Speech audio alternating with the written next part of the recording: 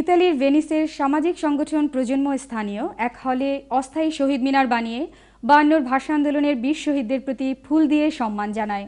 ইতালির স্ত্রা থেকে বিস্তারিত জানাচ্ছেন আমাদের প্রতিনিধি এমদাদুল হক এমদাদ। কিছু উদ্যমী যুবক ভেনিসের স্ত্রাতে গঠন করে প্রজন্ম নামের সামাজিক সংগঠন। এই সংগঠনটি তাদের নিজেদের উদ্যোগে বিভিন্ন সময় সামাজিক উন্নয়নের কাজে এগিয়ে আসা ছাড়াও সাংস্কৃতিক অনুষ্ঠান আয়োজনের মাধ্যমে প্রবাসীদের আনন্দ দিয়ে থাকে।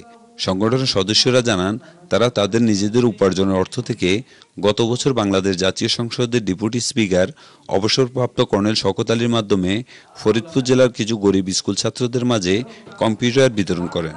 তারা আরও বলেন, আমাদের প্রজন্ম সংগঠনের সাধারণ সম্পাদক কবি মনির উদ্দিন গত আগস্ট মাসে নিজের লেখা একটি কবিতার বই বাংলাদেশ থেকে প্রকাশ করেন। বইটির মোড়ক উন্মোচন করেন বাংলাদেশের বিশিষ্ট আবৃত্তিকার শিমুল মুস্তফা।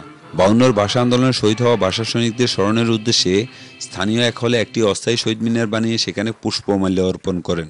ভাষা আন্দোলনের উপর তাদের নিজেদের লেখা নাটক উপস্থাপন করে উপস্থিত দর্শকদের উদ্দেশ্যে। অনুষ্ঠানে আসা দর্শকদের নিয়ে প্রশ্নমূলক প্রতিযোগিতা করেন। তারা সন্ত্রাস, লুটপাট, খুন, রাহাজানি, ধর্ষণ আর অনাহার দিয়ে করেছে বাংলার সমাজ ব্যবস্থা। Benvenuti, quando c'è da fare qualcosa, se c'è da fare una partita magari quest'estate, proviamo a organizzare qualcosa insieme.